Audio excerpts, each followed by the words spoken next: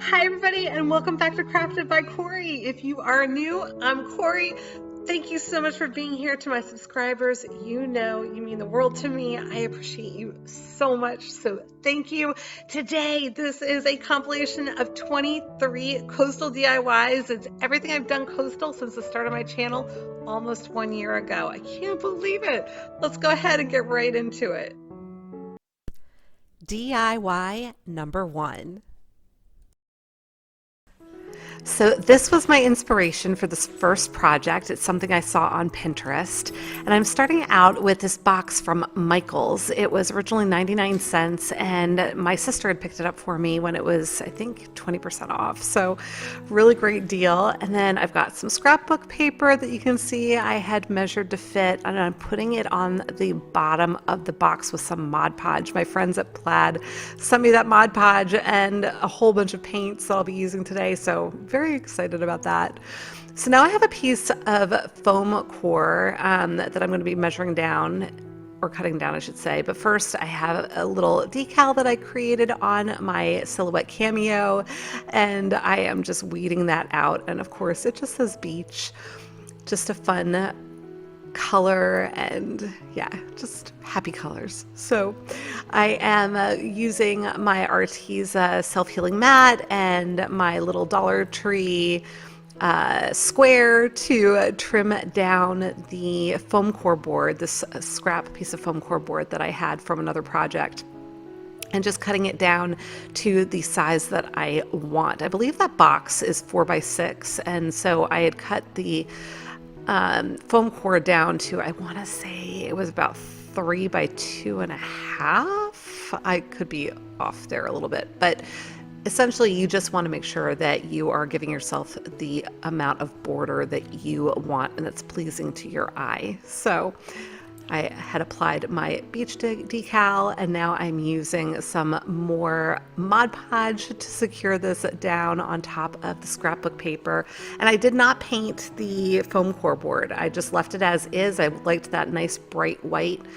And so I'm attaching this here, and then I am going to come in with my jute cord from Walmart and just apply that around the edge of the foam core board so it's got a nice finished edge. And then when I get back around to the bottom where I started, I'm going to trim that off and seal that down with my hot glue.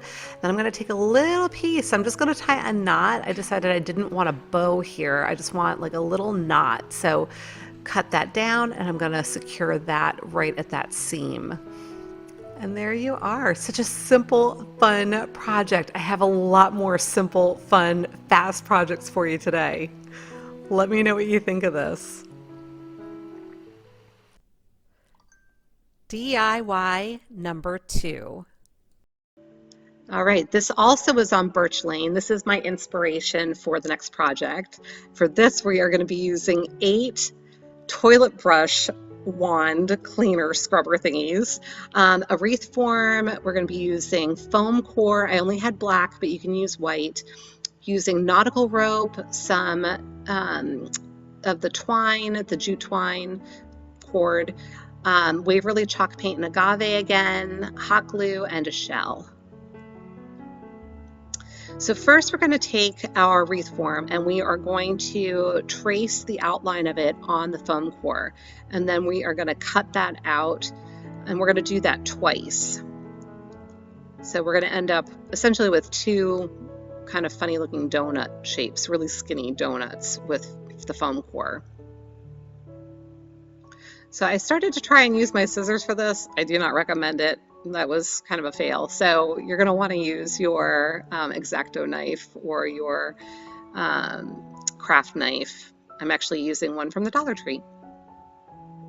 So cut out the outer edge and then cut out the middle, and then you've got your thing. And then we've got 2 of them. Again, we're going to want one for the top and one for the bottom. So I'm going to set those aside for now. And I'm taking my toilet brushes and going to unscrew them. I just really liked the shape of these. I thought at first to maybe use the Dollar Tree plungers, but they were just too big. So I saw these and I was like, oh my gosh, and I love the shape. So that's what I decided to do. And what's neat about the wreath form is it has 8 of those little connectors for the wreath form to hold the 3 loops together or hoops together. So I'm going to leverage those to make sure that I've got all of my toilet brush handles evenly spaced. So I get those all around, and then I'm going to use the Chinese food container as my center. Now I'm going to use my soldering iron tool to actually melt holes into that I will then be able to screw all of these brush handles into. So I'm going to use my little brush at first just to measure out the size of the hole that I need. I'm going to mark that off with a pen, and then I'll come in and I will melt the holes with my soldering iron. This was pretty satisfying, you guys. I don't know, something about the melting plastic. It was melting like butter. It was making me very happy.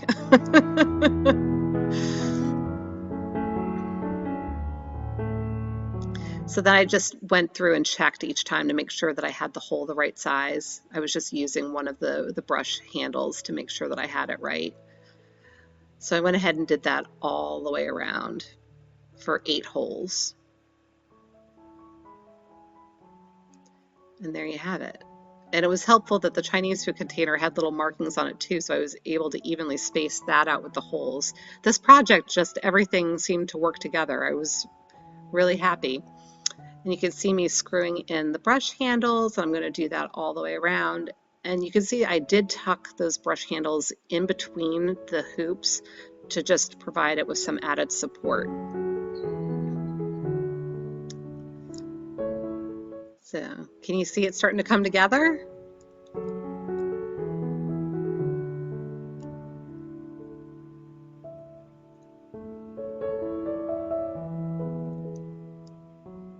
There we go. So the next thing we are going to do is tie down each of our little toilet scrubber handles to the wreath form. I'm just using jute cord for this. If you have, oh my gosh, what are those? Zip ties. Yeah, so if you have zip ties, they would be perfect for this. I actually looked for my zip ties. I have no idea where I stashed them. I've got organizing my craft room on my list of things to do, but I haven't quite gotten there yet. So the jute cord worked just fine. Just wanted to make sure that it was all secure. So then I went back in and gave it a little bit of hot glue just to reinforce it, make sure nothing slipped around, and reinforced it at the little place where they were all screwed in as well, just so that I made sure that everything was going to stay solid. Added a little bit more hot glue and then started putting on my little donut, if you will. So these are the foam core boards, and then I flipped it over and gave a little bit more glue on this side because I noticed when I was trying to flip it over it wanted to pop off, so made sure that that was all secure. And then came back in and added on the other ones, so everything is kind of sandwiched together. I'm doing a lot of sandwiching with my projects today, it seems. So ran a bead of glue all along the frame of the wreath form. It's hard to see here, but that is the wire that is on top of all of the brush sticks. So I've got that on nice and solid. And then I'm going to be taking it outside to spray paint it. I thought about using the chalk paint, but then I decided I would use spray paint instead. And I apologize, I missed the video footage, or I lost the video footage of me starting with the nautical rope around. So I had started with Dollar Tree nautical rope and ran out, and I was not able to get any more. I went to a whole bunch of Dollar Trees and none of them had it in. So I ended up ordering that giant spool. I think it's like 100 feet, so it'll last me for a little while, of Manilla rope. I keep wanting to call it Milan rope, but it's Manilla rope. And it's got a similar look. It's a little bit darker than the nautical rope, but I think it worked out just fine.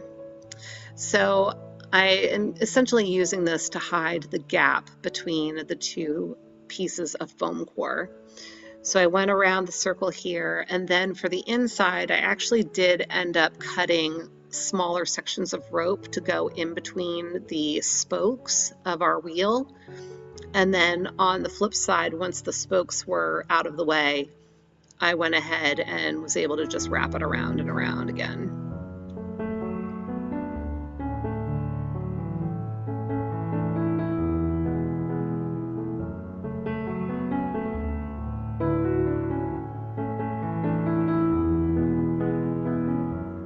And there you have it. So there it is.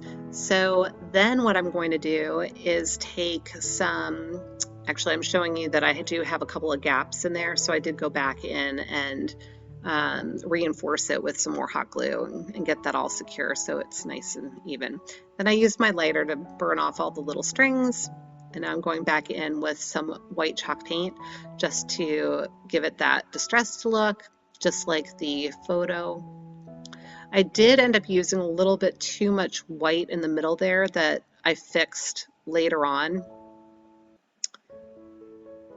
So there we have it like that. And not only did I fix that white later, but I went in and added some white to the, not Milan, Manilla cord. I added in my little seashell in the middle, and there we have it. DIY number 3. For this project, I am using Dollar Tree placemats and some polyfill that I had picked up from the Hobby Lobby. It was $3 for the package. I'm going to be using 2 packages and then 4 of these placemats. And I just split the seam open on the side. These are sewn all the way around, so I just split the seam and I am going to stuff it with the polyfill. You guys, this is probably one of the easiest projects for the biggest reveal, if you will, biggest impact. I love this. Now, at some point, I will actually get my sewing machine fixed, and you will all be in shock and amazement when I actually sew something with my sewing machine. But for now, I am using hot glue because it is quick, it is easy. You can't even tell that it hasn't been sewn. I just sealed it right back up and fluffed it up. And there you go. I've got pillows for my outdoor furniture. I love these so much. Let me know what you think. DIY number 4. So I have another one of those little wood cutouts, and I've got a bunch of my paint colors from Plaid, and I am starting out with this really beautiful blue color, and it was just making me so happy. I love this color. So I then came in and painted my sails white. And I am doing both sides of these because I am just going to be having this lean up on my little tier tray, and so I just want to make sure both sides are equally pretty. So once I had my sail painted and completely dry, I am coming in with another shade. I think this is like a seafoam green color. It's so pretty. And I am painting, I don't know, do you call these racing stripes for a boat? I don't really know what you would call these on a sail. If you happen to be a sailor and know what these stripes might be called, if anything, let me know in the comments. But I just went ahead and painted on a wide band, and I made sure to take it up around the other side of the sail because the sail is two-sided and you would see the stripes on either side of the sail. And then I did come in and create another smaller stripe just to make it a little bit more interesting. So I've got my wide stripe and my narrow stripe. And then I went ahead and carried those stripes across the other sail.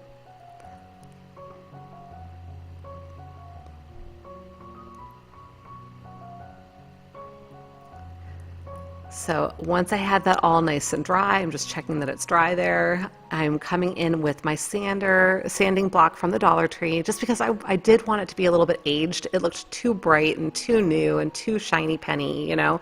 So I'm just coming in and distressing it with my sanding block.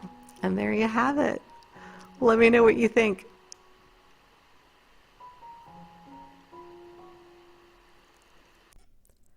DIY number 5. For this project, I have this piece that I picked up from the Habitat for Humanity Restore, and I'm also using my Jute twine, and I had given it a good cleaning. I got this for, I think it was $12.99, and I was so excited when I saw it. It's a nice heavy glass piece, and I knew exactly what I wanted to do with it. So I'm cutting a whole bunch of lengths of my jute cord, and as you saw, I created like a little loop at the bottom. I've got this flipped upside down, and so I've got a loop, and now I'm going to be attaching my lengths of twine around this loop. So I'm essentially folding them in half and then looping them through each other, and I'm going to do this all around the loop, and I'm just going to tape that down so it kind of helps keep it in place for me, but I'm going to make sure that these are spaced out all the way around. I ended up doing 6 total, and I didn't really measure them per se. I made sure that they were at least twice as long as my jug, vase, jar, whatever you want to call this, is tall. And then I added a little bit extra just to be safe. And that was once they were doubled over also. So I wanted to make sure that they were nice and long.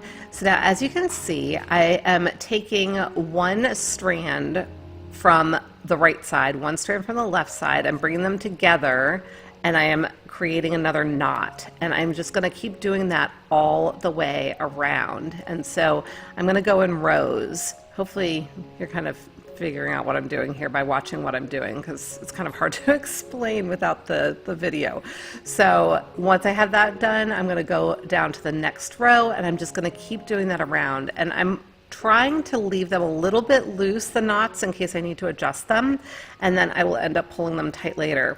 So once I got about halfway down, I decided I wanted to flip it right side up and continue that way, because I felt like I just needed to make sure everything was as tight as possible around this vessel because of the way that it was shaped. So I did go ahead and start doing it that way, and as you can see, I just kept pulling up my twine lengths to make sure that everything was going to fit snug around the vessel. Hopefully that's making sense. So I just kept doing that all the way around until I worked my way all the way up to the top. And that last row, I was trying to get those knots right underneath the lip of the container. So I wanted them all the way to the top.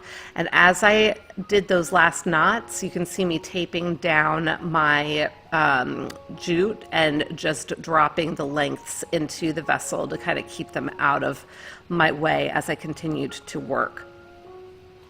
So just continuing on, getting it all taped down, and once I had that all done, I was trying to decide what I was going to do with these lengths. I knew I wanted it wrapped around, and eventually I decided I was just going to wrap everything in opposite directions. So every other strand I wrapped to the right, and then every other one I wrapped to the left. So hopefully you can kind of see what I'm doing here. I'm kind of alternating them, and then eventually bringing everything together in the middle from opposite sides.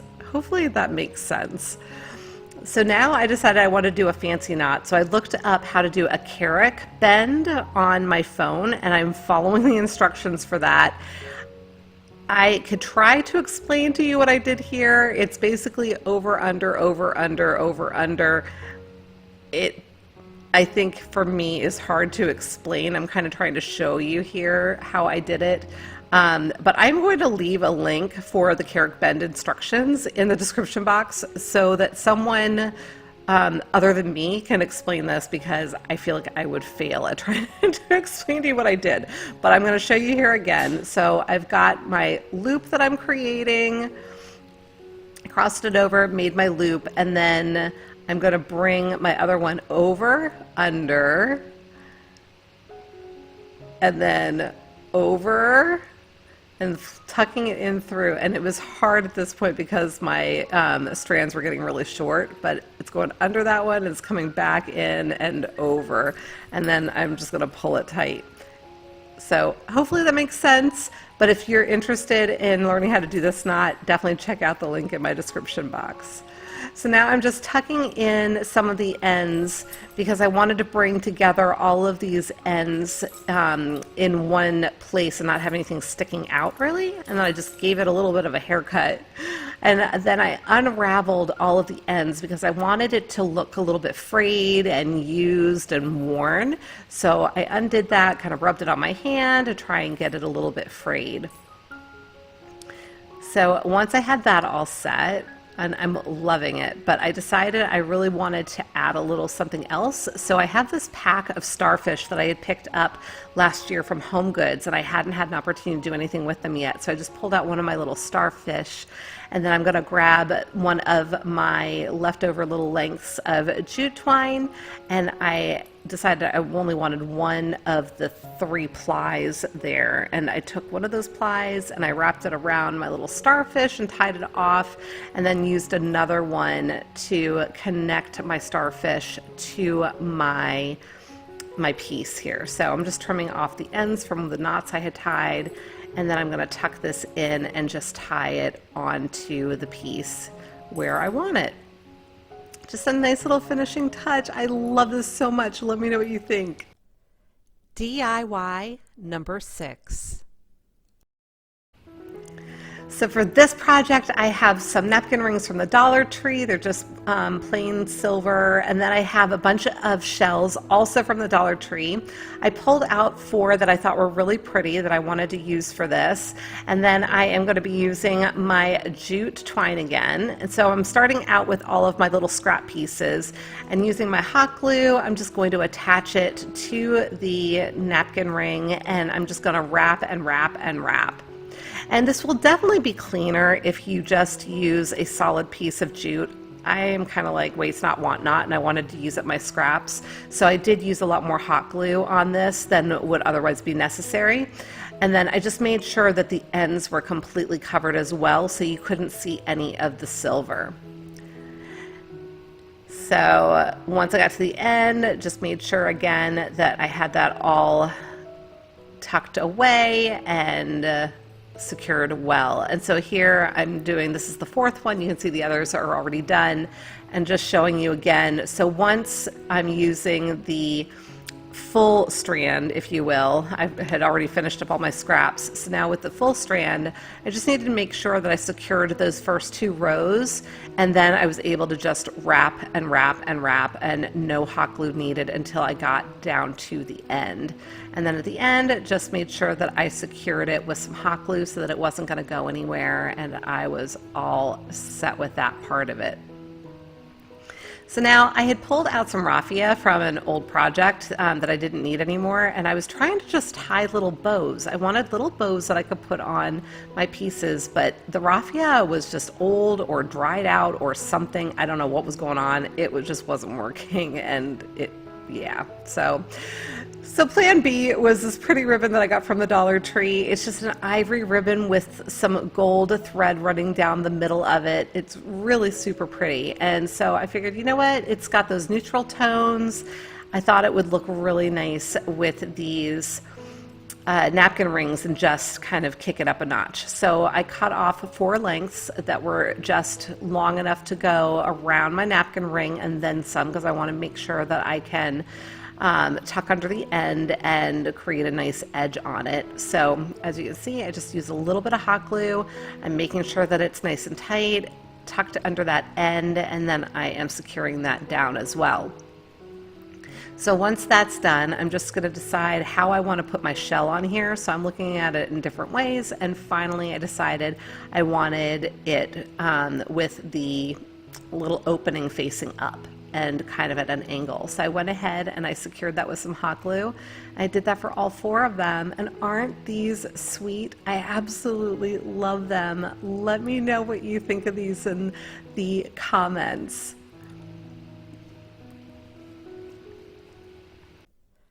DIY number 7. So this is an inspiration photo. I didn't have the starfish, but I'm going to use shells. So for this, we're going to use a couple of 8x10 canvases from the Dollar Tree, as well as an 8x10 piece of glass from one of their frames. We're going to be using E6000, hot glue, some shells, some nautical rope. We're also going to be using the Nantucket Blue Chalk Paint by Plaid, as well as some more of that stain that I made before for the relax sign so that we can stain our wood frames here. So the first thing we're going to do is remove the canvases from the frames, and I want to apologize in advance because I lost some of the most important footage for this project. So fortunately, I'm going to show you right here what I plan to do later, which is to sandwich the glass between those two frames. So you can see how I do that. So we're going to be using the canvas. I'm showing you the two different sides there because obviously there's a front and a back. I actually like the back side of the canvas for this project because it has kind of a sandy tone to it as opposed to like a solid white. So I'm going to use that as my backdrop for my shells. I'm cutting it down here, going to reapply it to the frame in a little bit after we get it stained the way that we want it. Just trimming it down so that it doesn't overlap anywhere. So going to go ahead and stain the pieces now. And once they are all stained nice, I'll reattach the canvas, and then I will hot glue the shells as well as the inner frame, or fake mat if you will, that I create out of foam core and then paint with that Nantucket blue. Again, I lost all that footage, so I'm just trying to give you a heads up on what's coming because there will be here it is. I was able to capture a 1-second clip of part of this. So here it is next. Okay, so that's right after I put the glass on and right before I sandwiched the rest of it. That was all I was able to recover from my corrupted video. So I'm sorry. But one thing I would mention, when you select your shells for this, make sure that they do not sit higher than the thickness of that frame, because otherwise when you go to try and put your glass on, it's not going to work. You got to make sure that the glass isn't going to hit those shells when you go to sandwich it together. So just something to be aware of. Because the shells I picked out first, I realized they weren't going to work, so I had to go with these, but I actually am really happy with them. They turned out really well.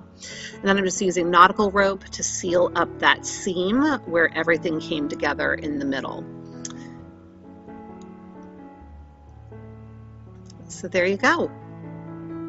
Isn't it cute? DIY number 8. So for this DIY, I am using my Milan rope. So it's like a big fat thick twine. Hopefully this counts for our challenge. So I added some hot glue to the end of it just to make sure that it wasn't going to start unraveling, and I am just going to start rolling it on itself, if that makes sense. And this project takes a whole lot of hot glue, so make sure you got your hot glue sticks ready to go. And I am just wrapping and wrapping and wrapping around itself. And at one point I decided I wanted to give it a little bit more interest than just being a solid piece. So I started creating little bumps, if you will. And so just kind of, I don't know how else to describe it. I just made little bumps and secured them with hot glue. Once I got back around, I made sure that I cut it at a really sharp angle so that I'd be able to secure it in a way that made it look seamless. So I'm just going to add some more hot glue there and laying down that little piece, and so it blends really nicely. Now the side that we're looking at right here, and then I took the opposite end and used that to start again at the top of one of the bumps, right? And I'm going to just start wrapping this around and around. But as I was starting to say, this what we're looking at right now is actually going to be the bottom. So I was pretty generous with the hot glue on this side of it, knowing that I was going to be flipping it over and having the other side show. So I went ahead and continued to wrap around. I think I went another 6 times, but you can really do whatever makes your heart happy. Now you can make a mat with something like this. I chose to do something for my table, cutting it off at a sharp angle again so that I can just get it to lay relatively flat, or as flat as possible here. And this is at the same spot that I had started at. And just using my little lighter to try and burn off some of the extra little hairs. DIY number 9. So this is from Birch Lane. I found it online and thought it was super cute. We are going to be recreating it with some scrap wood that I had out in the garage from a pallet. You know, I love my pallets. A hammer, nails, a couple of different colors of chalk paint, and I have some navy vinyl there, but I did find some black, so I'll actually be using black. So I've got the chalk paints from Waverly in Crystal and Agave, and then a Rust-Oleum chalk paint and charcoal that we're going to be using for a stain, and we'll show you how that happens in a little bit. But first, we are going to be putting our boards together. I'm going to be nailing these together with some other little pieces of scrap wood. I'm using 1-inch nails.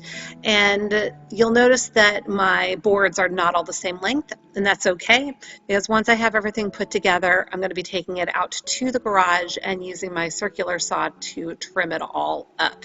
That's all that's available to me right now, because my table saw is in the shop, and my fiance had borrowed the miter saw back at his place. So I am marking these off at 18 inches between the two lines. I'm going to take it out and trim that. So there they all trimmed up, and it's looking good. So next step, we are going to create the stain that I mentioned, and just adding some water to this charcoal Rust-Oleum chalk paint, getting it to the right consistency, and then I'm going to be coating the board.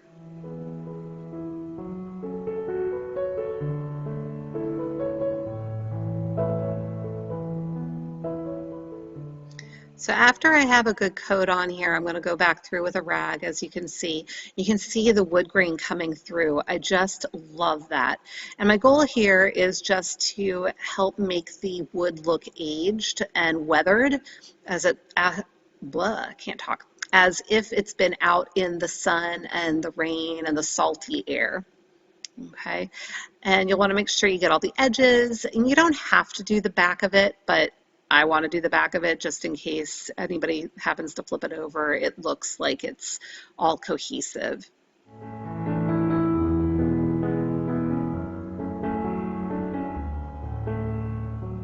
So there we go. So it's all nice and dry, and we can start working with it. And I'm going to start by taping it off in the different sections. If you remember from the picture from Birch Lane, there were blocks of color on it. So I'm going to tape this off so that I can at least have clean lines within my blocks. That being said, you don't need to go crazy with the paint on this, because we do want some of that wood color, that aged wood, to come through so the sign looks like it's weathered. So starting with the chalk paint in Nantucket Blue, I absolutely love this color. There are 3 sections that we're going to be doing in this shade, but the 3rd section will have to wait for a little bit. Using my heat gun in between just to help dry the paint, because I like to work a little faster than the paint allows me to if I let it dry normally. So you'll see my heat gun here and there as I try to speed up the project a little bit. So now coming in with the Agave Waverly chalk paint. This is also a really pretty color.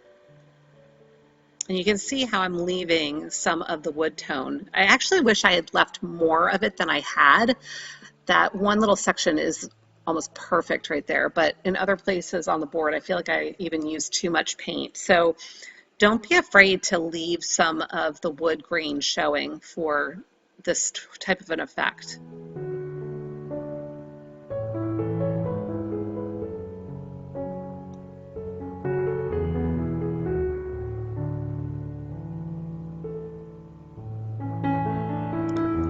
So some more of the agave. That's the third block for that color.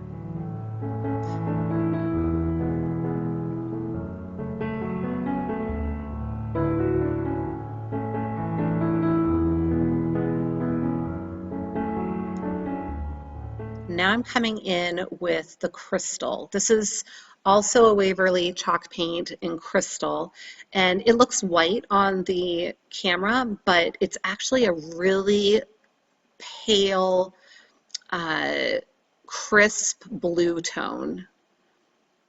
And I decided to go with that instead of the white because I felt like the white might be a little bit too stark. So I thought that this was going to be a good option.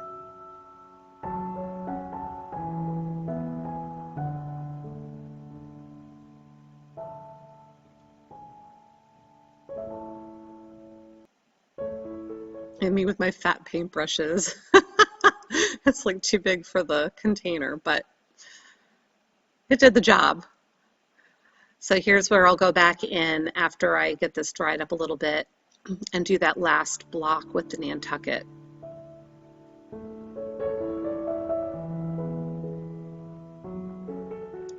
I was so excited to do that last color that I forgot to tape it off, but I realized momentarily, and I'm like, oh yeah, I better tape that off too, so I don't mess up my paint job already.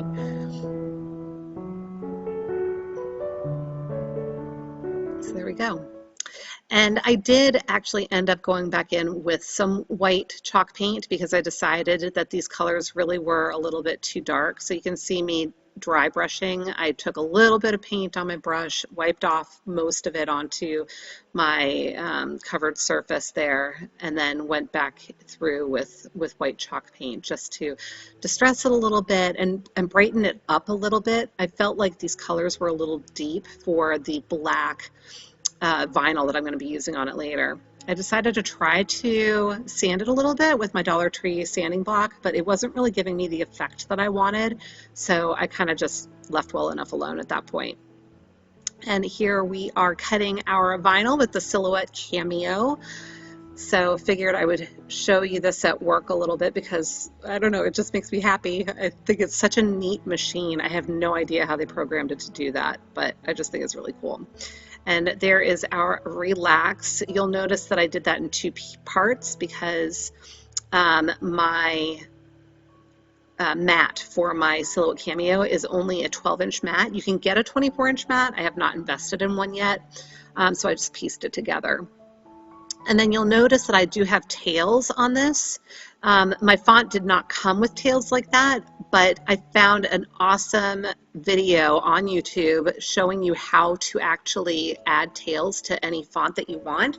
And I'll make sure that I put a link to that in the description box below, so you can check that out if you have interest.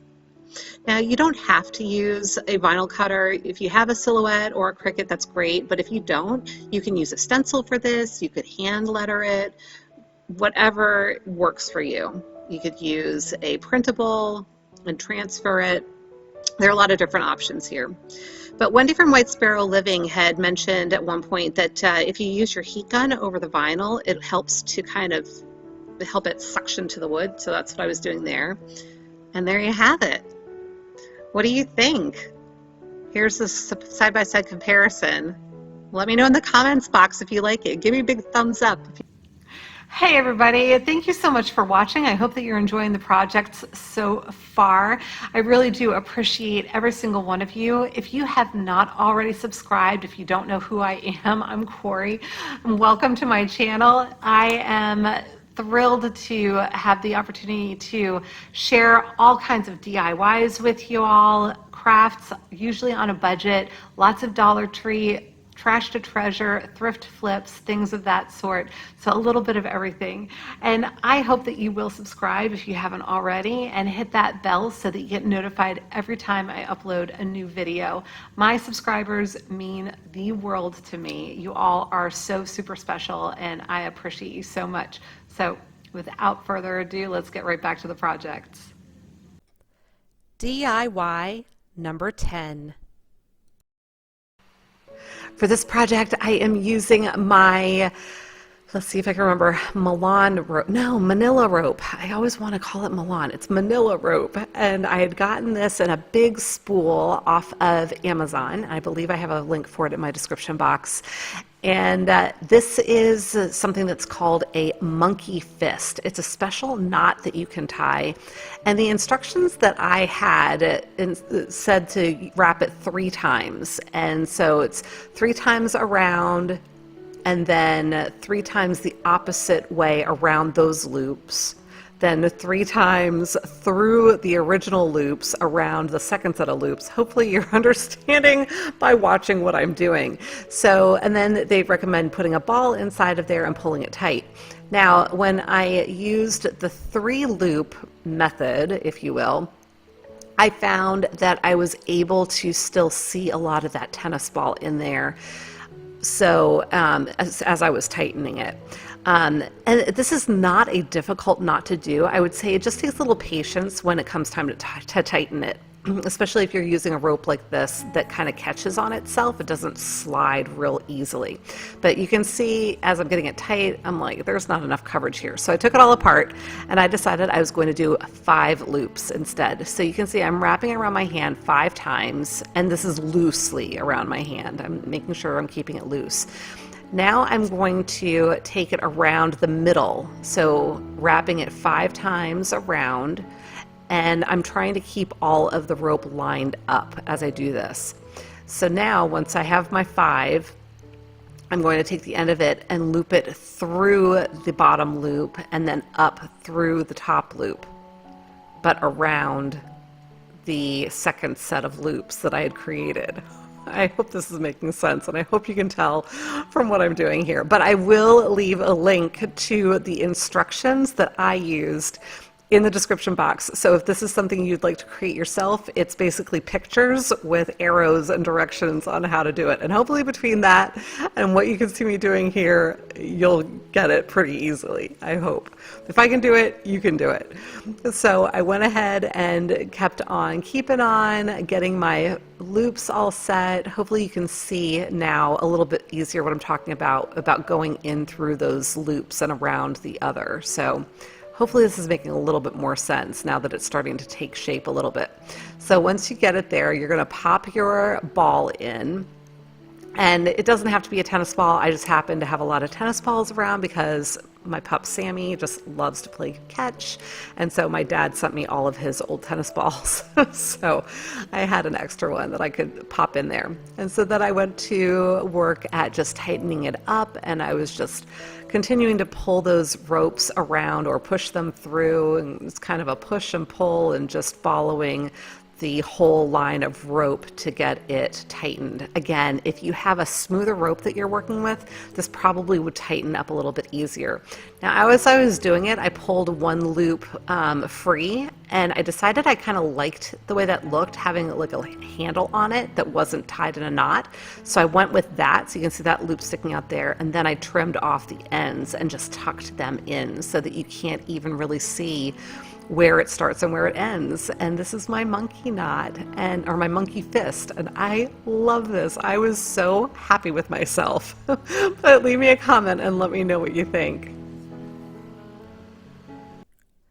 DIY number 11. For this project, I have a wine bottle. This was a grapefruit rosé bottle, and I kept it because I thought it had a really cool texture to it. And I am just going to take some of my folk art paint, and I'm adding it in here, and I'm adding some water. So my acrylic paint was rather thick, and I unfortunately added a little bit too much water, so I was hoping to just try to coat the inside of the jar. And we always talk about happy accidents, right? I'm like shaking away. It was just too watery. So I ended up adding a bunch of baking soda, thinking, I don't know. I had it in my stash because I recently had done a bunch of bath bombs and bath salts and things. So I was like, you know what, why not? And it ended up just giving the inside a bit of a sandy kind of look to it. So I actually thought that the effect was pretty cool, considering that this is supposed to be a coastal DIY, right? So now I am taking my twine that I had picked up from the Habitat for Humanity Restore. I got this spool for 50 cents, you guys. They had a ton of it, and I think I'm gonna have to go back and get some more of it. Hopefully they still have it in stock, because I only picked up 2 spools. I only just now with the projects today finished the first spool of it. I've gotten so much use out of it. If you guys didn't see my other video where I did the coasters, I was able to make coasters out of this with some of the Dollar Tree cork, adhesive cork paper. So there's just so much you can do with this, and it really lasted me quite a bit. So I highly recommend it. I'm loving it. So at any rate, I went ahead and, as you can see, I wrapped the whole top of the bottle. I actually did create like a closed top with the twine as well, and now I'm just knotting it a bunch of times down at the bottom, and gonna go ahead and just create like a simple knot, but I knotted it over itself a few times just to make sure that it was going to be secure and it was not going to be able to go anywhere. Once I had that knot the way I wanted it, I trimmed it off, and then I frayed the end of that twine just to give it a little bit more interest. And now I'm going to go ahead and wrap the bottom of the bottle as well. And so just using my hot glue only at the top and bottom parts, if you will, so where I was starting the twine and then where I changed directions. Otherwise, I did not use hot glue in between. I just wrapped it and wrapped it and wrapped it, and just the fact that the twine had already been secured, it just holds it all in place. So now I am taking my Dollar Tree shells, and I'm just looking for a few shells that I can add to the bottom of this to give it some more interest. Using my hot glue and securing them right to the base on top of the twine.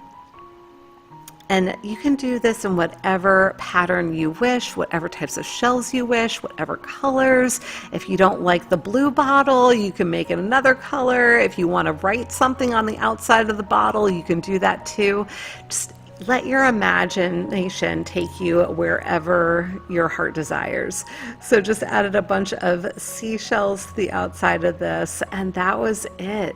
A little bit of hot glue, secured everything down, and we were good to go. Let me know what you think of this.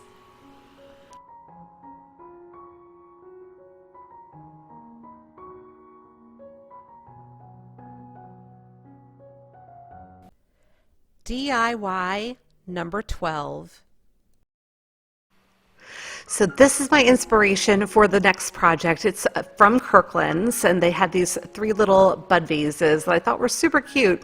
And I've had these sitting on my shelf. I actually have 3 of them, but they're all the same shape, so I figured I would just do one.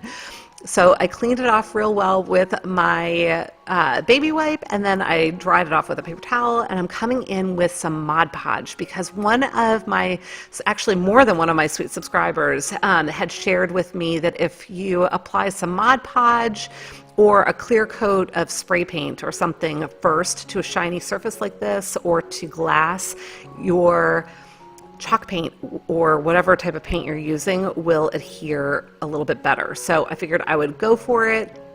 So once that Mod Podge was dry, I went ahead and gave it a coat of Plaster chalk paint. This is by Waverly, which is a Plaid product. And I don't know what was going on, but I kept losing the little hairs out of my paintbrush. My paintbrush was like falling apart on me as I was trying to paint this. So I went for another paintbrush and problem was solved. But so I went ahead and gave this a couple of coats. I did use my heat gun in between, and so I did start getting that crackle effect a little bit here and there, but I was really okay with that because it made it look aged, and I actually liked the effect. So now I'm coming in with a little foam dauber. I think that's what it's called, just a round foam, I don't want to say brush, it's not a brush, but hopefully you know what I mean. And I am just dabbing on my Nantucket blue chalk paint. I love this color. It always makes me think of the beach in New England, and that's it, you guys. So simple and so cute. Give me a thumbs up if you like this project. DIY number 13. This was my inspiration. This was from Pinterest again for this next project.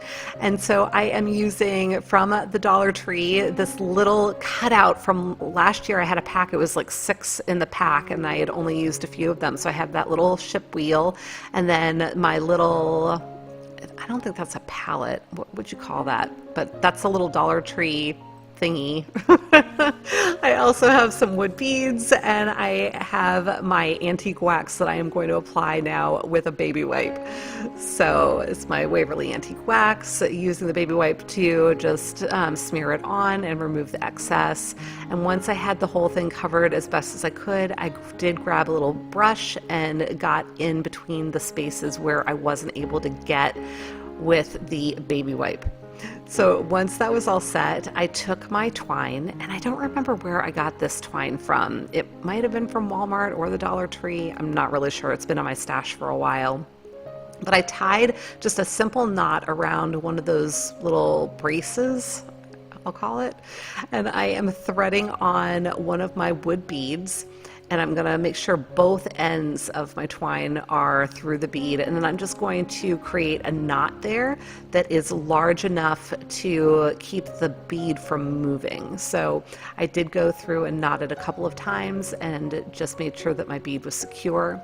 And then I'm going to thread on another bead and tie the other end to the other side of that brace, if you will. I don't know what else to call it other than a brace. It's the piece of wood that is keeping the rest of the little slats together at the back. So then I threaded the twine back up through the bead, and I am knotting all of that off on that side as well, just to make sure everything is nice and secure. And then I'll go ahead and trim off my ends, and I'll do the same exact thing with the other side, so the bottom part, if you will. So tying that off, and I'm just going to speed right through this. So once I had all that set, I am ready to apply my little ship's wheel. I'm trying to decide how I want to have it arranged on here. And then I figured out exactly where the glue would need to go, and I did just use my hot glue for this. If you want a better long-term bond, the wood glue would work really well, or even like 6000, I think, works on glue as well. Now I'm coming in with mineral chalk paint, and I was loving how this turned out. It's really hard, I think, to see on camera, but it really gave it that nice weathered, aged look, and I just loved it. So here I am admiring it, and yes. So let me know what you think of this cute little piece.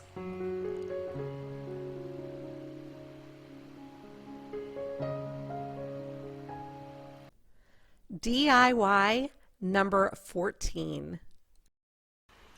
For this project, I have a foam wreath form, and then I have the cotton nautical rope from the Dollar Tree. I'm actually going to be using 4 packs of that. So just opening it up and getting it ready to go. I'm going to be using some hot glue to attach it to my wreath form. I'm just going to hold that in place until the glue is cool enough so that I can start tugging away on it. So holding that in place as I start to go ahead and wrap it. And I'm just going to wrap the entire wreath form with the nautical rope until I get it all the way around. And I just want to say thank you so much to my subscribers for your constant love and support. I appreciate you all more than you know. If this is your first time here, thank you so much for being here. I hope you'll consider subscribing and hitting that notification bell and coming and visiting me again sometime soon, because I really do absolutely adore this community. So once I got this completely wrapped with the nautical rope, I went ahead and tied it off, and then I tucked that little loop in under on the back side, and I'm going to secure it with some hot glue, and that's going to serve as my hanger. And if you notice, I was careful to make sure that all my seams are on the back of the wreath here, and I did that just by continuing to twist the rope around and rolling it over the form until it was where I needed it to be. So now I have these really cool armored starfish that I picked up from the Hobby Lobby, and I've got some watered down paint here that I am mixing. So I had started out with a little bit of a tinge of blue in there.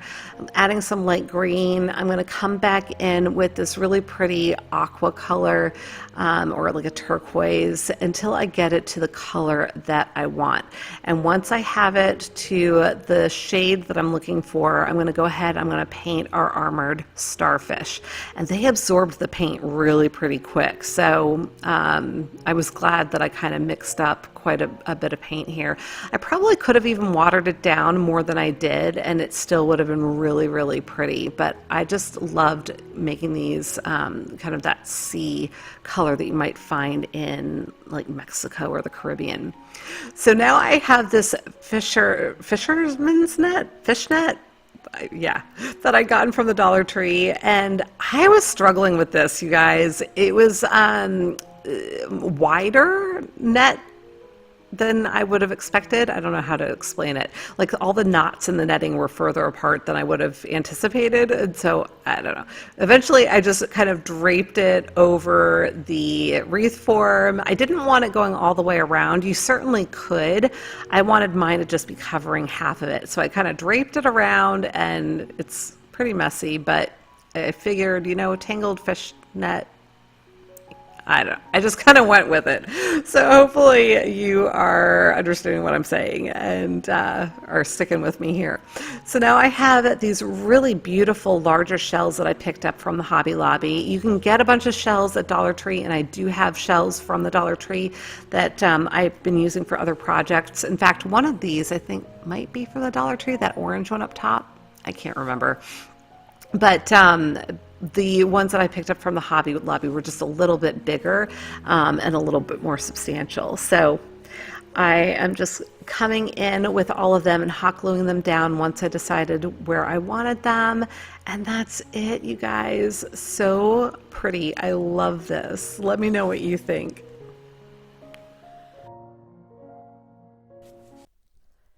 DIY number 15.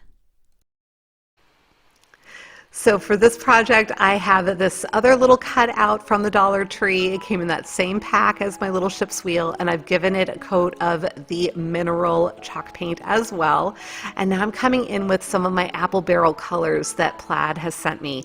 I have a red, and then I have this brushed metal color that I came across in my little stash that they had sent me.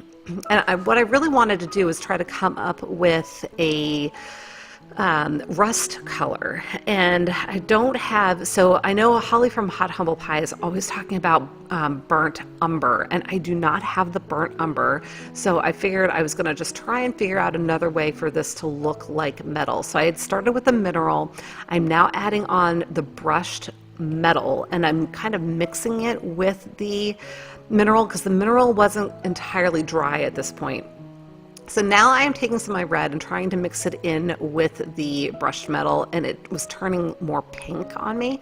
So I went ahead and grabbed out my black, and I'm going to add a teeny tiny bit of black and trying to see if that might tone down the pink and bring it more to a rust color. It still wasn't doing what I wanted, so I went ahead and I grabbed some orange that they had also sent me, and I'm going to add a little bit of orange to that, and eventually I do get it to what I think of as a nice kind of rusty brownish color. And so I'm going to go ahead and I'm going to focus mainly on the edges of our little anchor here, but really pretty much putting this rusty color anywhere I think you might see rust on an anchor. And you know, anchors spend a lot of time in the salt water or in the regular water, I guess if you have a freshwater boat, and they get rusty. So I'm just kind of hitting it up pretty liberally. I'm sorry, my hand is right in the way. I'm going to show you a little bit better in just a second. But just going over it until I get it to a place that is pleasing to my eye, as I always say. So this is just a way for you to be creative and make something your own, and yeah, so do it the way that you like. And now I am going to go ahead and take some twine, and I'm going to go ahead and knot this up at the top, and then I continued to knot the shorter strand around the long strand, if you will, because I just wanted to kind of make like a chain type of look, I guess, to it. So here I'm just figuring out my initial knot, the way that I wanted it secured on there, and then I'm just going to tie a few more knots up that length of twine, if you will. And while I'm doing that, I just want to say thank you to all of my wonderful subscribers and all of the love and support you guys have continued to bestow upon me, all of the comments, and I am so sorry that I have been behind on responding to all of you, but I do want to assure you that I appreciate every single comment, and I do read them.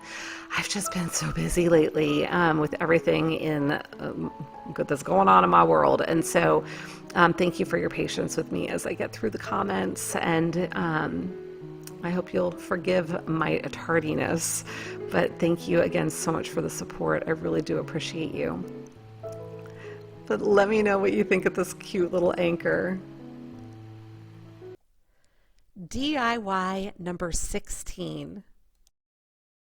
This one is super easy. We're going to use a vase from the Dollar Tree. We're using white chalk paint from Waverly, Nantucket blue chalk paint from Home Decor Plaid, and a couple of paint brushes. Right now I am using my my heat gun, to go ahead and get that label off. Some of them come off so easily and others just do not. So taking that off, and then I'm using a wet wipe. I was really amazed at how well this took all the residue off, so recommend wet wipes if you need to take off that residue. And then I'm just going to pour some of that white chalk paint right on there and slather it on. I end up giving this 2 coats of paint, and also want to make sure that I use the paintbrush in the same direction. Sorry, some of this is out of frame, but you'll see I'm trying to use the paintbrush going in the same direction here to just make sure all the brush strokes look uniform. So there you can see I'm just kind of slowing down a little bit. This is like 4 times the speed, you guys. So I actually am going pretty slow doing that right there. Once that's dry with its 2 coats, I'm going to tape off a stripe area with my painter's tape, and then I'm going to be coming back in with the Nantucket blue chalk paint again and just painting that stripe on my vase. So again, this is such a simple and quick project. So if you're just looking for something really striking that's easy and quick, relatively speaking, I mean, the longest part of this is waiting for the paint to dry. Really, this is a great project. All right, and the reveal. Isn't that sharp? I love the blue against the white. I think that's so pretty. So now I'm just going to use some hydrangeas, also from the Dollar Tree. I've got 10 stems there, 5 white and 5 blue. I'm just going to set them up in my little vase, and that's that. What do you think? Give me a comment and give me a big thumbs up and let me know. DIY number 17. So this is my inspiration. This is also from Kirkland's. I thought it was so pretty. Now, I don't have a clear glass vase, or not vase, candle holder that is that type of shape, but I did have this kind of bumpy one from the Dollar Tree. So again, another really quick, cute project. Using my hot glue, I am going to attach some of my jute twine to the top of this on either side. And then once I have both sides secured, and I'm using my awesome finger protectors that my subscribers sent me, I'm gonna go ahead and apply some thinner twine around the whole top of this votive holder. And so I'm just securing it with some more hot glue, and then I'm going to just wrap and wrap and wrap and wrap until I get it to where I want it to be. I did go down, wrapping from the lip down for probably about a half an inch, and then I came back up again and wrapped it back around, so it had 2 layers of the twine. But you can do it again, do it however you like it, and just using a tiny little bit of the hot glue so that it wouldn't be perceptible. And there's our little candle holder. Let me know what you think in the comments. DIY number 18. So this is my inspiration photo. This is from Birch Lane. Obviously it's out of stock, but I'm going to be using Dollar Tree supplies. So I have that little metallic blue marker that I showed you. I also have these extra large ornaments that I had picked up during Christmas time. And I'm also going to be using Dollar Tree's watercolor paint, but I didn't think to show that to you at the beginning here, so apologies for that. But I'm just cutting off the little nub, and then I am using my sander just to sand it down so I have a nice smooth surface. And then I did try to go in and sand down the little seam that these all have, because I wanted that ridge to be as hidden as possible when I come back in and paint these. So, and I also did buff up that glossy one because I figured my chalk paint was going to stick better. This is another instance where if you spray paint it, you might have better luck, although I have to say that the watercolors worked really well with the chalk paint in a little bit. So I did fill in those little holes also with some hot glue, and then just came back in and sanded that down to make it all nice and smooth again. So now I'm going to give everything, I wiped everything down, made sure that I didn't have any of that residue left from all the sanding, so all that little sanding dust, and I came in and I gave everything actually 2 good coats of my Adirondack white chalk paint. So now I've got my Dollar Tree watercolors, and my water is like off camera, so sorry about that. You'll see it in a little bit, but I am just going to come in, and this is just the paintbrush that came with the watercolor set too. So I'm coming in and just making like a little fat squiggly line around the top of my sphere. And that's what I was going to do to get started. And I honestly wasn't sure how things were going to go with the watercolor. I don't do stuff with watercolors. I haven't used watercolor since, well, I guess I did do it a little bit when I was doing lampshades a number of years ago. That was like back in high school and college. So I haven't worked with watercolor since then. And so I don't have a lot of experience with it. But, and that was just for some very basic stuff. So long story short, I wasn't sure how this was going to work out, but I just kind of figured I would go with it, and you know, worst case scenario, I'd paint over it and do something else. So I started with these lines, and then I figured, you know what, I'm gonna come in with just water on my brush. Now obviously it's still got the blue in that's loaded into my brush, and I'm going over the blue that's already on my sphere, but I'm just coming in with water and helping it to kind of bleed, if you will. You know, I was amazed at how little the paint moved when it was on here. I was really concerned that because I was working with, you know, water and this very thin paint, that it might start rolling all over the ornament ball, right? And it did not. I was really surprised. And that was why I said before that if you spray painted these with a glossier spray paint, I don't know if it would work the same way. So maybe you're better off using the chalk paint for this and then giving it a gloss coat afterwards when you're all done. I left my matte. I didn't come in with a sealer, but it wouldn't be a bad idea, especially if you're going to have them out on a table where they might get splashed with something, you know, when people are eating or drinking, because these are watercolors, obviously, so water soluble. If it gets wet later on, it could be damaged. So I just kept coming back in with more and more water, and I found that the longer that the paint had to dry, so the drier that the paint was when I came back in with the water, the more interesting the design ended up being because it had more lines. So here I'm just coming in with my blue water, basically. I thought, you know what, I wanted to see what would happen if I put down water first and then came in with some of the paint. It really didn't make any difference from what I could tell, so you probably could just do it either way, but I don't know, I was experimenting, right? So just doing this last bit of my sphere, coming in with some of the blue, and then I'll keep coming back in with more water to kind of help it smudge, for lack of a better term. Smudge, bleed. But I thought this was so cool the way this is turning out. You can see some of the parts that are a little bit drier there and the effect that it's giving. I just thought it was really cool. So now I'm ready for the second sphere, and I'm coming in with just dabs of the dark blue. And then my intention is that I'm going to come back and, using water, make little rectangles out of them. And I'm doing this all over the sphere.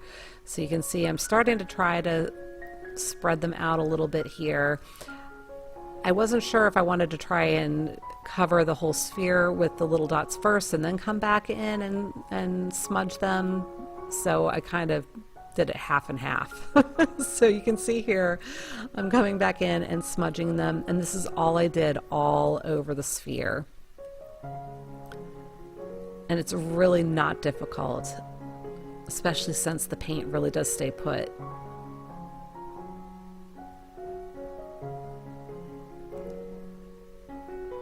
And then as I finished up the one side, you see how cool that is? I really like this. I think I might actually make more of these because I was really happy with them.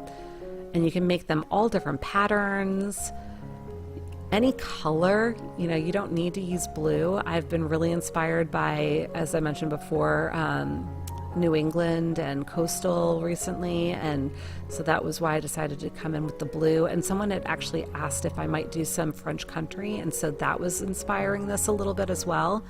So for this third sphere, I'm now using that metallic blue marker, you can see, and this worked so nicely on the chalk paint as well. Highly recommend this. It's from the Dollar Tree.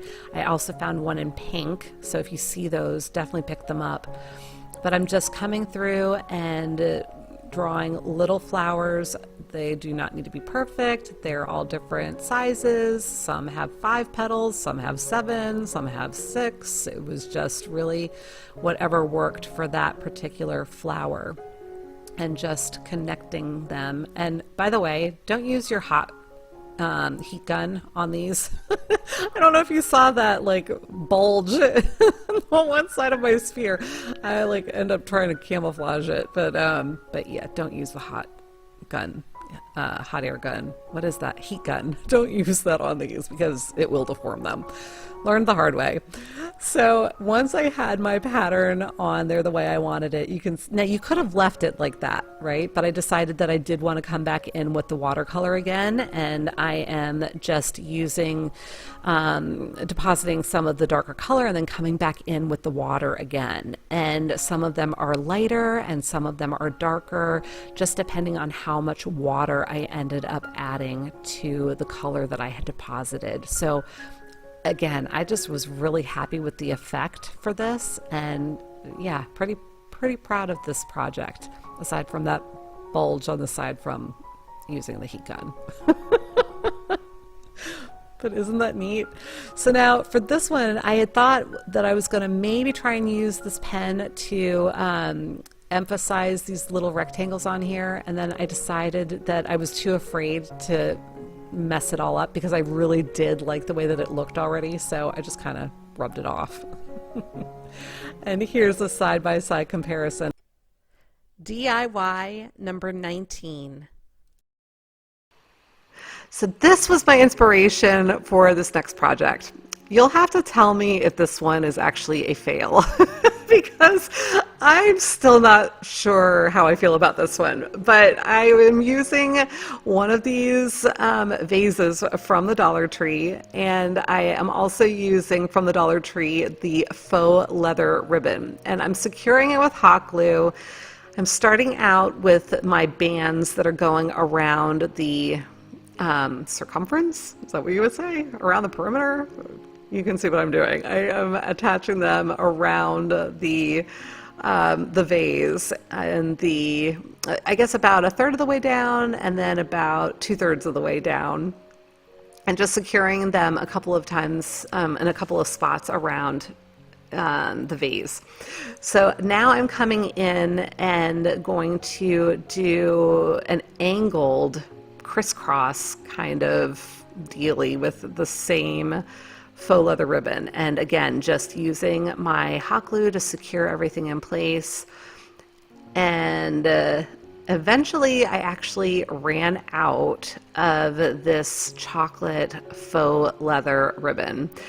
This took more ribbon than I had anticipated, and I wasn't sure, honestly, how much I had left on the roll. If you do want to attempt this, I probably used the equivalent of 2 full rolls of the ribbon, and I think they are 9-foot spools, if I'm not mistaken.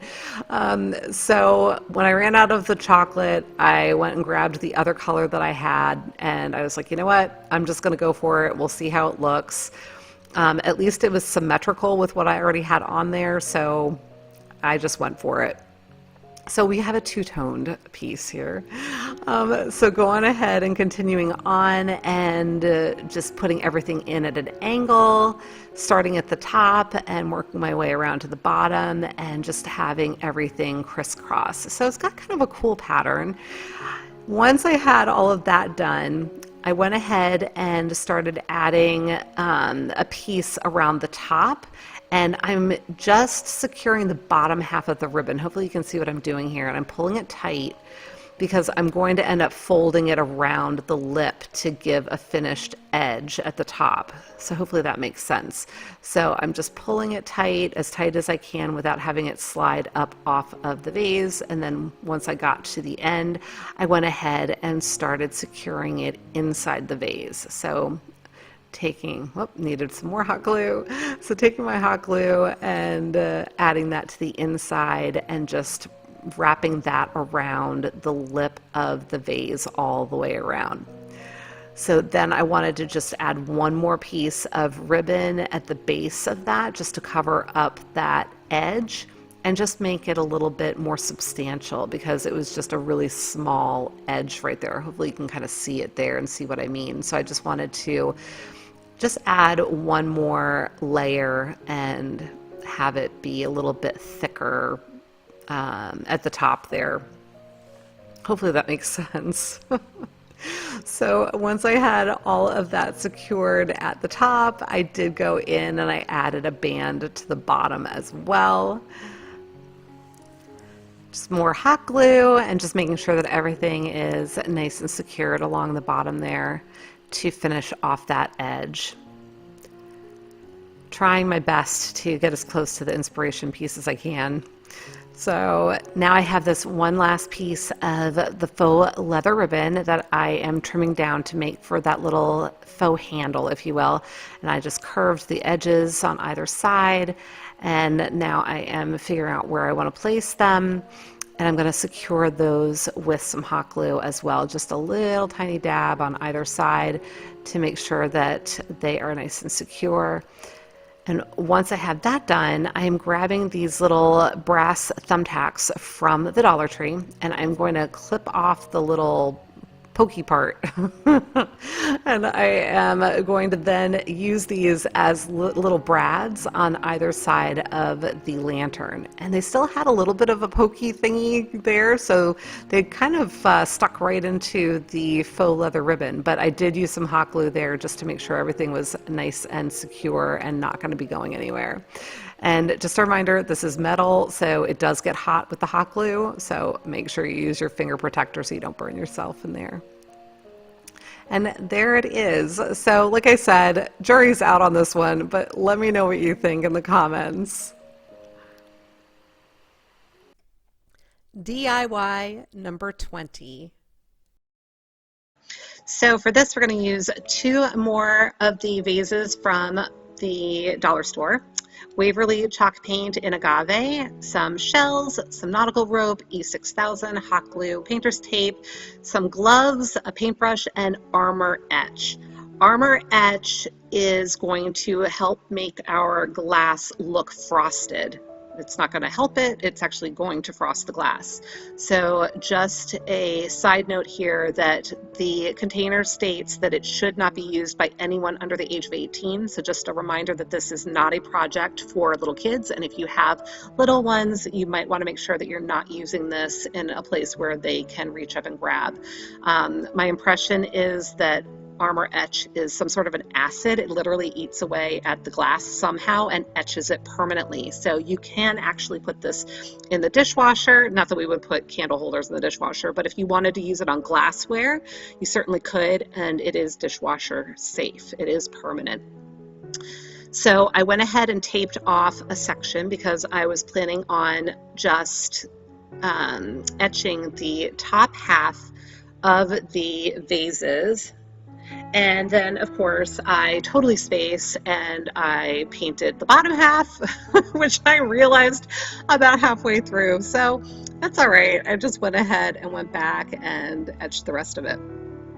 So you may notice that I've been using a lot of these vases in my projects. It's because I've got about 30 plus of them in my basement right now, so I'm slowly working through them. My fiance and I had planned to get married this October, but with things crazy the way they are, with everything that's happening in the world right now, we've decided to just postpone it, which is fine. But I had started gathering all kinds of things and had started looking into projects. It's actually what got me started on my YouTube journey. I started looking for ideas and I came across some videos on YouTube and I was hooked. I started binge watching YouTube videos, and I've been a crafter actually all my life. Since the time I can remember, I've always loved crafting. And I can remember back in high school, my mom suggesting that I should teach crafting classes, but I never really had an outlet for it. So anyway, here is the project all frosted. Now I'm going to come back in with some of the Waverly chalk paint in Agave, and I'm just going to paint a rough stripe on each of the vases, or what we will have as candlestick holders or candle pillar holders. And I'm not really being all that careful with it. It is just kind of messy, if you will, as far as coverage goes, because I just wanted it to be a little more rustic looking. So now using E6000, a little hot glue to get it started, but then using E6000 all over the bottom part of the vase. And we're going to be wrapping this with nautical rope. And I really only used the hot glue to get it started, to hold it for that immediate secure hold, and then at the very end when I needed to make sure that it wasn't going to come loose until the E6000 dried. There's really no sense in using the hot glue anywhere else. It's really important to use the E6000 or another type of glue that would be a permanent bond that will not be impacted by heat, because if you're going to use real candles in here, it'll heat up. If you're just using hot glue, you risk melting the hot glue and having the whole thing unravel on you. So I was really focused on the E6000 again, with just using the hot glue beginning and end. So there that is, all wrapped up. So now we're just going to add a little shell to give it a little bit more interest, make it pretty. I'm just gonna hot glue that on. There should be enough of an insulator between the glass and the shell with all of that nautical rope that we shouldn't worry about that coming off, I shouldn't think. And there we go. And we're going to do the same thing to the other one. So there we are with the second one. And now I've decided I want to give it a little bit of a riser, so I'm using some Jenga tumbling blocks from Dollar Tree. I know I didn't mention those at the beginning, sorry about that. It was a last minute ad that I decided to do once I had the project finished. So just adding those with some E6000. Again, I'm sorry I'm a little bit out of frame here, but hopefully you can get the gist of what I'm doing. And that just lifted it up a little bit. And then I did the same thing to the second one.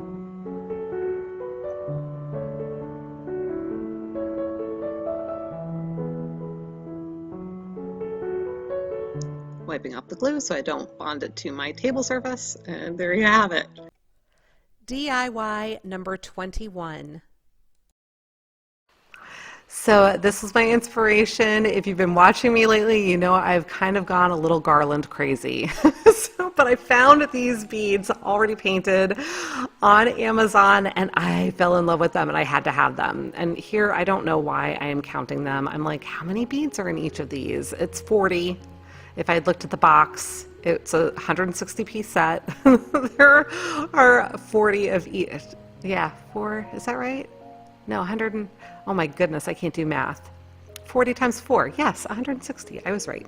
So I'm starting out with my beads. I always like to start with 3 of one color on either end of my garland. I don't know why, I just kind of like to have it start and stop that way. So that was what I did, and then I started with a pattern.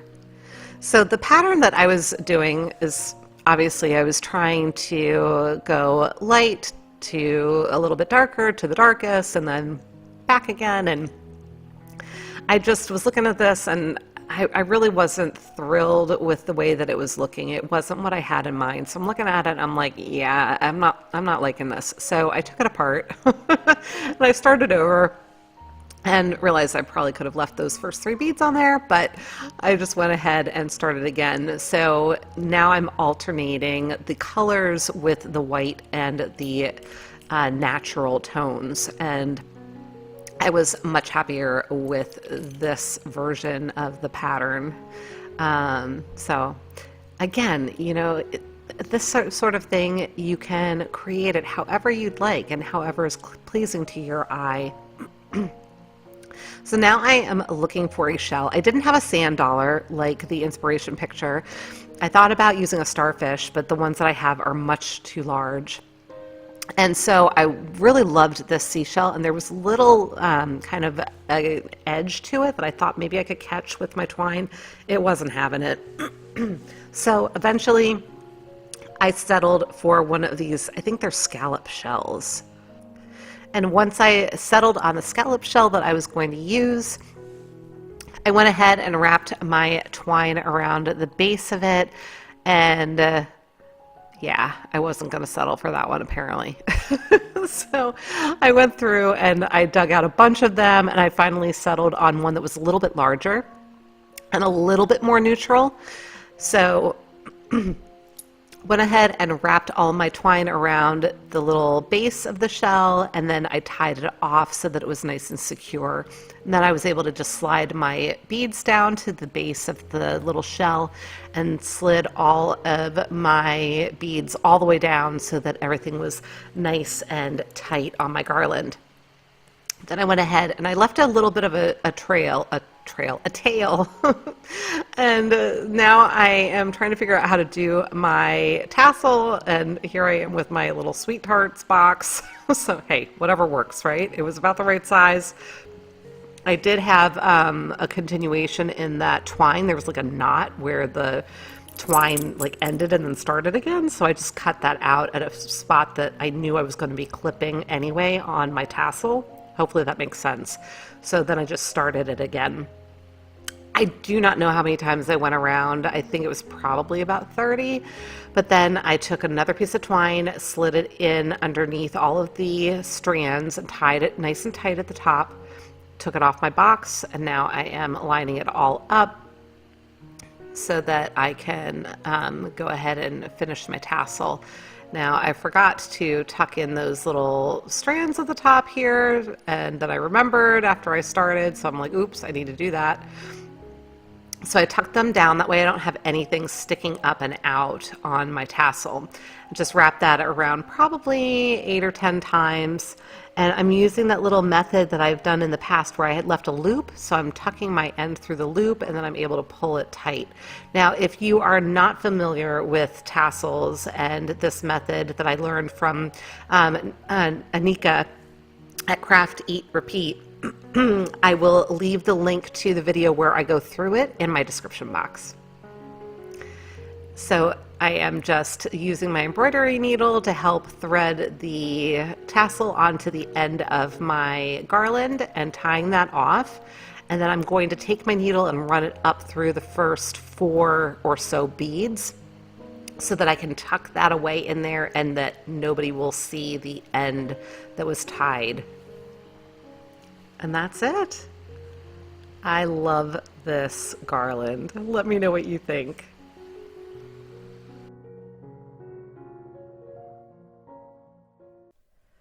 DIY number 22. For this project, I have a canvas from the Dollar Tree, and then I'm also going to be using some of my folk art chalk paint in a bunch of different colors. This first one is like a light beige. It's almost got a little bit of a peach to it, but it's like a sand color, if you will. And so I just put down a few little dots of the paint. I came in with a couple of other colors in some blues and turquoise, and that one big blob of paint that was not intentional. The paint just came out a lot faster than I expected. I had intended to be a little bit more judicious with it as it went across the canvas, but you know, we do what we can and we make do with what we've got. So it all worked out in the end.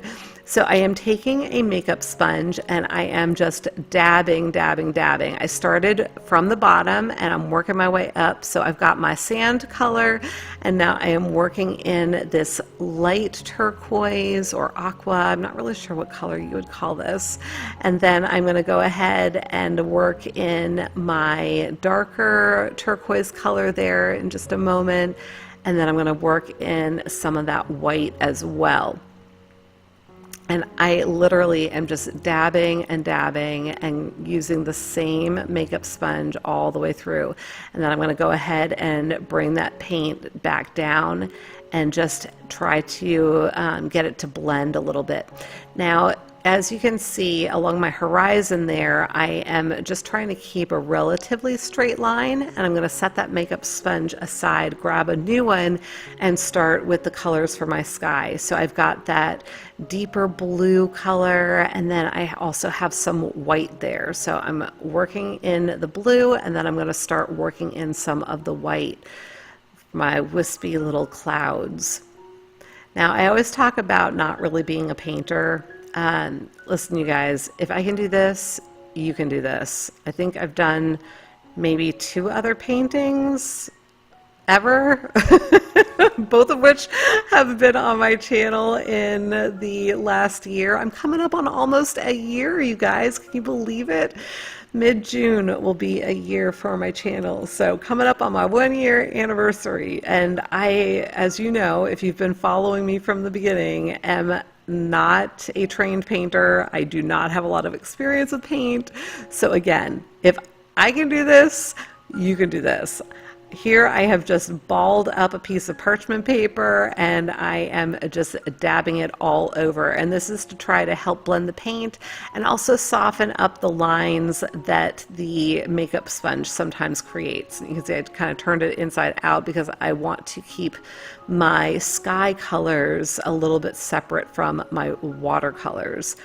And I guess you would think of this as more like, I don't know, is this an impressionist kind of painting? It's definitely not, I don't know. Like I said, I'm not a painter. I am just dabbling in it because I think it's fun and interesting and I am doing the best I can with it here. And again, if you like what you've seen, trust me, it is pretty much as easy as I'm making it look here. It really is not a difficult thing. So I really encourage you to give it a shot if you have interest in trying to attempt it. Because yeah, it really is not very difficult to do it the way that I'm doing it here. So I decided I wanted to try and create a little sailboat on the horizon of my water. And so I'm coming in with my white paint. I was finding originally that my paint was a little too wet, so you do want to make sure that it dries a little bit if you want to start painting on top of it. You just want to make sure that you have a surface where you're not going to start pulling the base colors into your design that you're trying to apply to the top. So just a quick little hint there. Decided I wanted to give it a little red flag on top of the mast. I don't know, I just thought that that might be cute. And then I'm coming in with some blue to create a base for my boat. Again, I am not a fine artist. I am just doing what makes my heart happy. Definitely not a professional painter, but you know what? I was really pretty pleased with the way that it all turned out. And I'm leaving a lot of this content in, whereas with a lot of my other projects, I tend to edit them down quite a bit, only because I want you to be able to see exactly what I did and see that it really is not difficult what I'm doing. So I decided I wanted to create a couple of little seabirds. So I'm just using some white paint here with a fine brush, and I am just kind of dotting it just gently and delicately in here so that I'm not making them too large. I'm just adding a few little seabirds here. Now I decided I wanted to come back in with some more white, and you can certainly continue to layer on the paint and get it to the way that you want it. The great thing about paint is if you don't like what you got, you can paint right over it, right? So my thought here was I was going to try to create a wave coming in on the beach. So I've got the white foam, and then I was adding that darker color to try to create shadow underneath the wave where it might be breaking. So I don't know that I really was successful in achieving what I was looking to do, but in the end, I felt like it still looked pretty. So even if my complete vision wasn't realized, I was happy with the end results. And as you can see, I'm just continuing to come in here with the parchment paper and dabbing, dabbing, dabbing. And you're going to want to stick with me a little bit longer because I have that fun thing that I promised in just a couple of minutes. So I'm just admiring my work here, and let me know what you think.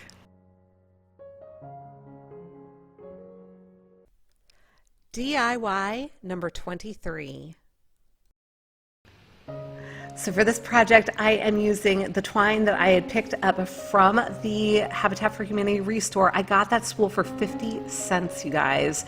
I'm just using one of these wood rounds from the Hobby Lobby as a measure because I needed a nice circle. And then I've got my Dollar Tree cork sheets.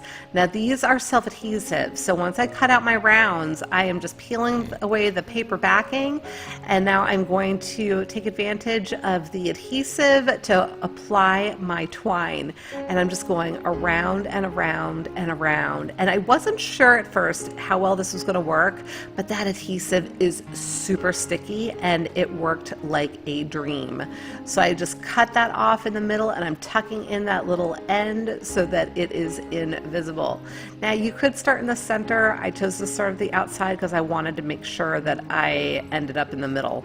Hopefully that makes sense. So I couldn't find my masking tape.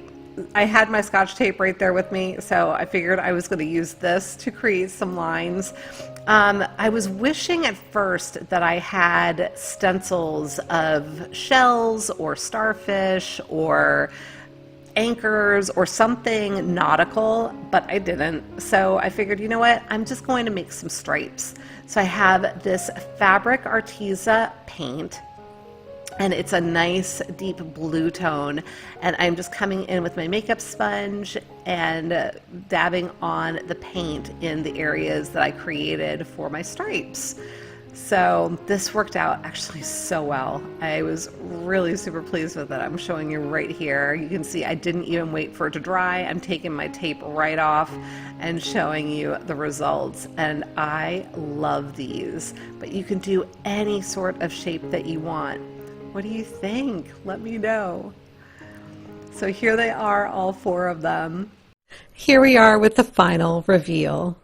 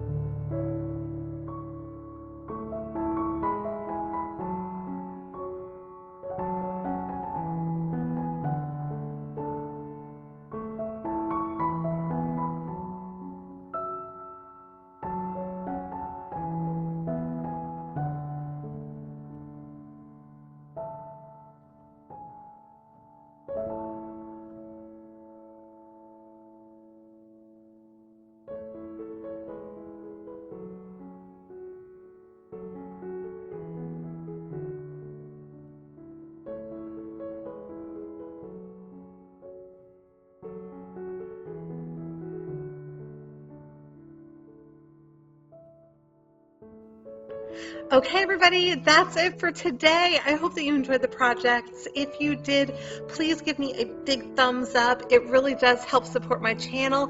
Leave me a comment and let me know what your favorite project is, because again, it really does help my channel to grow. And I sincerely appreciate you doing that, because it allows me to continue doing what I love to do. So until the next time, be well, be kind, and make it a great day.